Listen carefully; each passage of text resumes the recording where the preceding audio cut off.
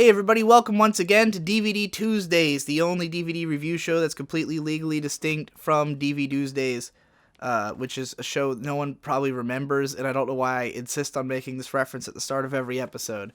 Today I'm going to be talking about a somewhat obscure anime series that is maybe not like super highly recommendable, but it might be interesting to some people who just want to see this kind of show, which is Generator Gawl.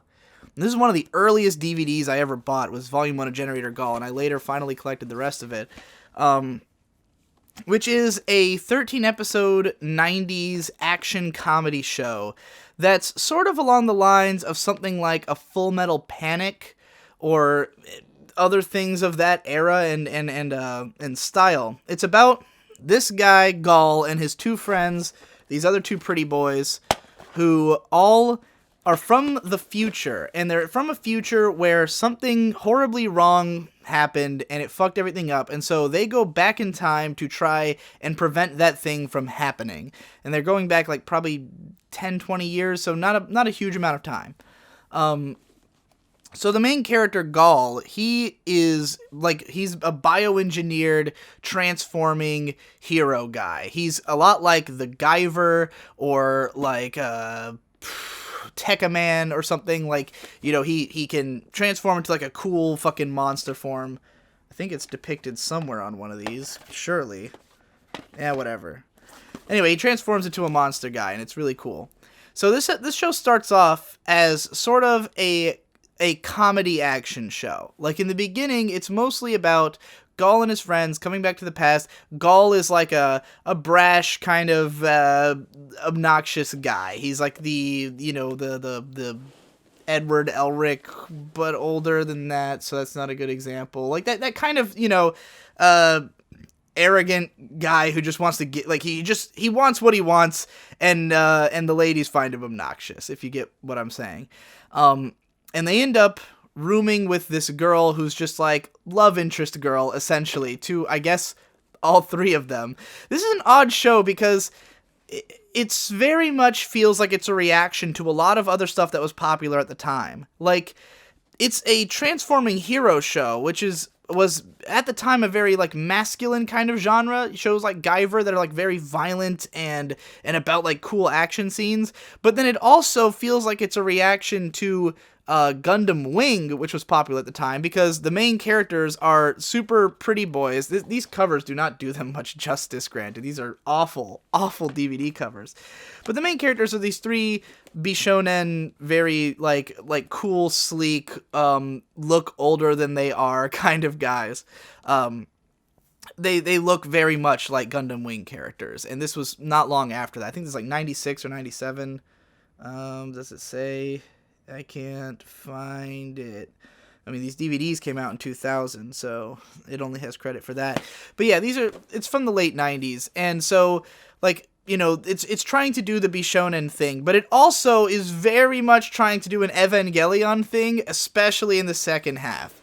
So it goes for that same kind of, like, starts off as like an action comedy, which is more about characterization, characters hanging out. It's sort of slice of lifey for the first few episodes. Like, there's a plot building in the background, but it's mostly just trying to endear you to these characters. You know, the main guy and the main girl squabble a lot. They hang out, they go to school, they're trying to hide and like keep secrets, and they're fighting Monster of the Week at the beginning. And then about halfway through, it becomes a lot more plot-oriented, where we start finding out there's all these bigger mysteries. We start trying to figure out, like, what the evil organization in control of this all is.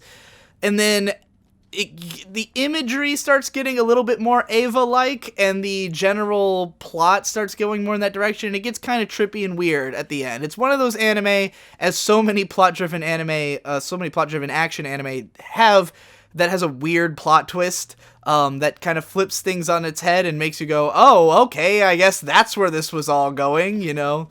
Like, I'll say it's definitely a show where the mystery is a little obnoxious, where it's definitely holding off on giving you information for as long as possible, but it's got enough just fun little character moments, enough cool action scenes to kind of keep you going along the way. Again, this is not a great show. But if you like this vibe, this like 90s fun vibe of like, you know, a sci-fi action series that does have a plot and has pretty enjoyable characters and design work and stuff, then, you know, it's worth giving a look if you enjoy that kind of show.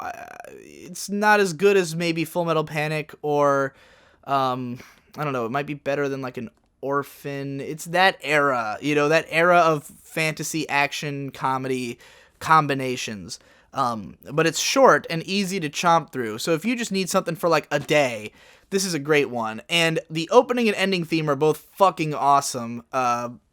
The ending is one of my probably top 10 favorite anime endings of all time. It's this really adorable, fun little indie folk song that is super catchy and relaxing. And it's got this adorable video of the main characters all just kind of living their everyday lives. And I honestly think that ending video does a lot for this show because, as I said, it starts off slice of life-y, and you're kind of just getting like a portrait of what the characters are up to. But the ending theme goes so much farther with that, like showing the whole daily lives of these characters, like everything they would do in a typical day, that I think it really sinks in this idea of what their lives were like in those early episodes before things get weird, which is kind of important because these characters, sort of quickly form a bond, and it's one of those where like when things get dramatic, then it's like they all really care about each other, and I don't know if it would have communicated that well enough without this ending theme that sort of gives the sense of repetition of what their days have been like. So it's a great ending song and video. The opening song is badass too. It's that classic 90s anthemic pop rock, like just cool sci-fi song with screaming "I want out" in English. It's great. So yeah, this is a good watch it in an afternoon. You just want to see a 90s action sci-fi show that's just feels good. It's not that smart, but it won't completely insult your intelligence. It has some fun twists, decent enough characters. I mean, if you're not hurting for anything to watch, this might not help. And but if you are really hurting for an old school action show that's just like got that 90s feel, then, you know, it's worth a shot. I didn't hate it. I enjoyed it. So check that out and join me next week.